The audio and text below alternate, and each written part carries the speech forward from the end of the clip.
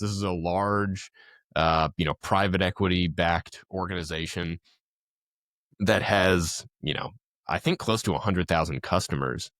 And they wanted to, they were going to pay me, well, I was saying they were going to pay me $15,000 to be able to list my podcast on their website. And then I was going to have to put like a tiny little, 2-second thing at the beginning of my podcast mentioning their company essentially.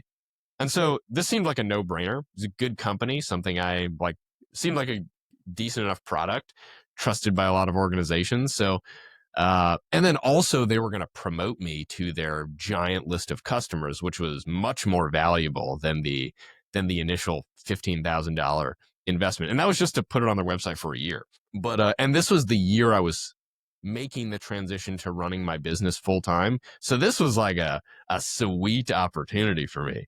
And I was super excited about it.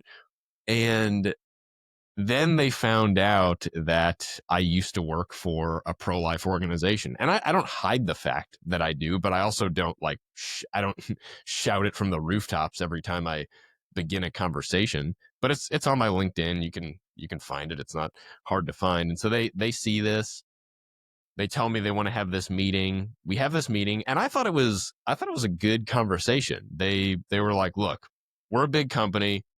Essentially, half of our team doesn't like this. Half of our team is fine with it, but they wanted me to kind of understand a little bit more about you. And essentially, are you going to turn your podcast into some like, full on right wing extremist, whatever? Or I think that was their fear. And I was like, no, like it's a fundraising podcast.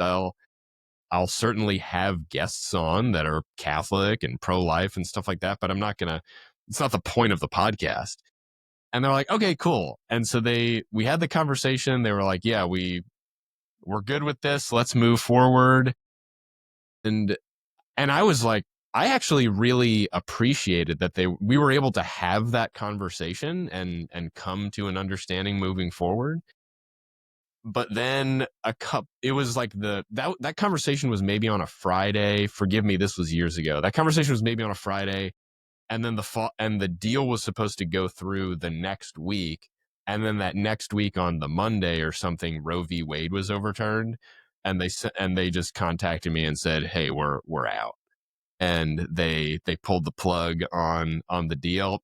And one of the funniest things about it was the guy who was having the meeting with me called me to give me the news, and I was just telling him like, hey man, like I totally get it. Like I wish we could have gone through. I thought it was really great how we could have two organizations on like a different side of an issue, but we were able to like talk about it and come to an agreement. I was super excited about that. So I'm definitely bummed out that it didn't work, but I understand y'all's position. It would certainly, like, you definitely could get heat for being associated with someone like me. And so that was my attitude, and that's what I told him. And he was like, man, this makes it even worse. I thought you were at least going to be mad or something. And he's like, you just seem like such a good guy. And so yeah, that's probably my only experience with like I've certainly experienced other things, but that was one of the most like you are losing money because of your belief.